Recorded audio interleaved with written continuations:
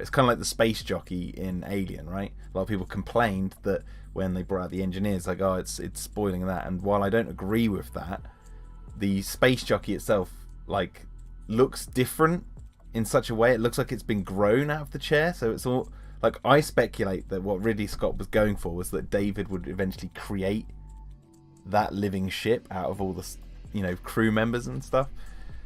Like, that was an organic creature, as everyone suspected from the beginning, but it was like modeled after, it was like a bastardization of the gods that created man, that created David. And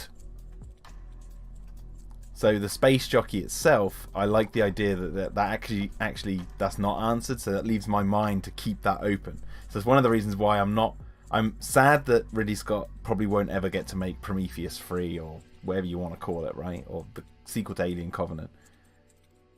As far as we know, because obviously there's like another film coming out, Romulus, as it's called at the moment, and a TV series apparently.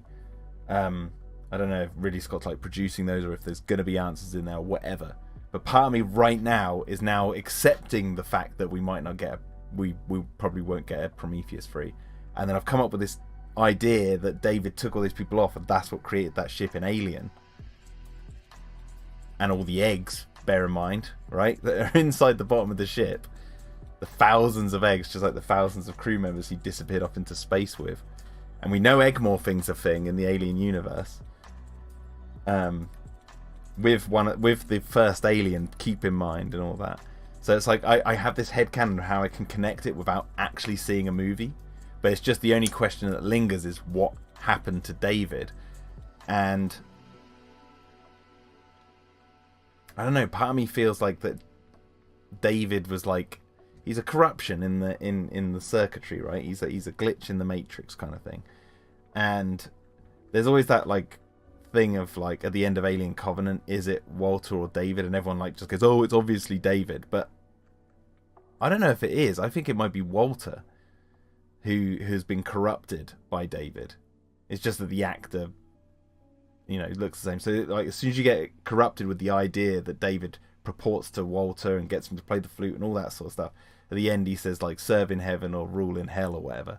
It's like it caused a thing in Walter to turn on the human. So he killed David because David got ripped up, stabbed, all that sort of stuff. But then later on, when you see them on the ship, he's not stabbed, he's not wounded, it's just his hand, just like Walter.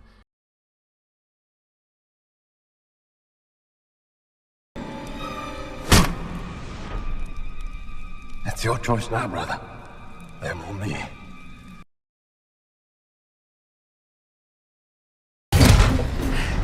Where's David? Expired. I don't know. It's meant to be up to interpretation, I guess. So, but yeah, I like to think that perhaps David exists in Alien. If we get no sequel to Alien Covenant, David exists in Alien as an idea, basically. And he corrupts Ash. Ash gets corrupted, or maybe Ash is infected with the David virus, basically. And that's why he practically spouts the same admiration for the alien, exactly word for word, as a perfect organism, as David did. Because they see the xenomorph, and it's like just a corruption happens. So, yeah, that's the way I see it at the moment, and I'm comfortable with thinking about that as like a kind of bit of lore in between Alien and Alien Covenant. So